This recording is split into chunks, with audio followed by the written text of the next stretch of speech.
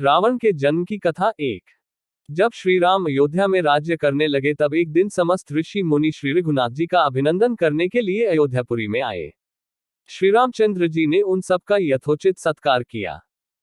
वार्तालाप करते हुए अगस्त्य मुनि कहने लगे, युद्ध में आपने जो रावण का संहार किया वह कोई बड़ी बात नहीं है, परंतु द्वंद्व युद्ध में लक्ष्मण के द्वारा इंद्रजित का वध सबसे अधिक आश्चर्य की बात है। यह मायावी राक्षस युद्ध में सब प्राणियों के लिए अवध्य था। उनकी बात सुनकर रामचंद्र जी को बड़ा आश्चर्य हुआ। वे बोले, मुनिव, रावण और कुंभकर्ण भी तो महान पराक्रमी थे, फिर आप केवल इंद्रजित मेघनाद की ही इतनी प्रशंसा क्यों करते हैं? महोदर प्रहस्त, विरूपाक्ष भी कम वीर न थे। इस पर अगस्त्य मुनि बोले, इस प्रश्न का उत्तर देने से पहले मैं तुम्हें रावण के जन्म, वर प्राप्ति आदि का विवरण सुनाता हूँ। ब्रह्मा जी के पुलस्त्य नामक पुत्र हुए थे जो उन्हीं के समान तेजस्वी और गुणवान थे। एक बार वे महगिरी पर तपस्या करने गए। वह स्थान अत्यंत रमणीक था, इसलिए ऋषियों, नागों, राजर्षियों आदि की कन्याएं वहां क्रीड़ा करने आ जाती थीं। इससे उनकी तपस्या में विघ्न पड़ता था। उन्होंने उन्हें वहां आने से मना किया। जब वे नहीं मानी तो उन्होंने शाप दे दिया कि कल से जो लड़की यहां मुझे दिखाई देगी वह गर्भवती हो जाएगी। शेष सब कन्याओं ने तो वहां आना बंद कर दिया, परंतु राजर्षि तृणबिंदु की कन्या शाप की बात से अनजान होने के कारण उस आश्रम में आ गई और महर्षि के दृष्टि पड़ते ही गर्भवती हो गई। जब तृणबिंदु को यह बात मालूम हुई तो उन्होंने अपने कन्या को पत्नी के रूप में महर्षि को अर्पित कर दिया। इस प्रकार विश्रवा का जन्म हुआ जो अपने पिता के समान वेदविद और धर्मात्मा हुआ। महामुनि भरद्वाज ने अपनी कन्या का विवाह विश्रवा से कर दिया। उनके वैश्रवण नामक पुत्र हुआ। वह भी धर्मात्मा और विद्वान था।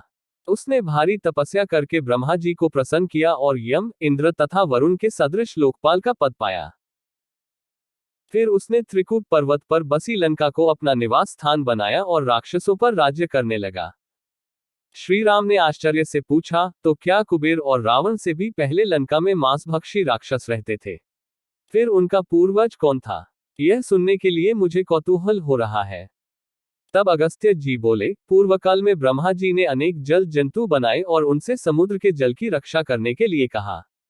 तब उन जंतुओं में से कुछ बोले कि हम इसका रक्षण रक्षा करेंगे और कुछ ने कहा कि हम इसका यक्षण पूजा करेंगे। इस पर ब्रह्मा जी ने कहा कि जो रक्षण करेगा वह राक्षस कहलाएगा और जो यक्षण करेगा वह यक्ष कहलाएगा। इस प्रकार वे दो जातियों में बढ़ गए।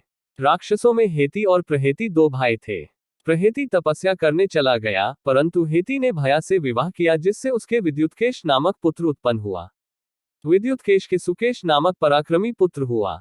सुकेश के माल्यवान, सुमाली और माली नामक तीन पुत्र हुए। तीनों ने ब्रह्मा जी की तपस्या करके यह वरदान प्राप्त कर लिए कि हम लोगों का प्रेम अटूट हो और हमें कोई पराजित न कर सके। वर पाकर वे निर्भय हो गए और सुरों, असुरों को सताने लगे। उन्होंने विश्वकर्मा से एक अत्यंत सुंदर नगर बनाने के लिए कहा। इस पर विश्वकर्मा ने उन्हें लंकापुरी का पता बताकर भेज दिया। वहां वे बड़े आनंद के साथ रहने लगे। माल्यवान के वज्रमुष्टि, विरूपाक्ष, दुर्मुख, सुप्तघ्न, यज्ञकोप, मत और उन्मत्त नामक 7 पुत्र हुए।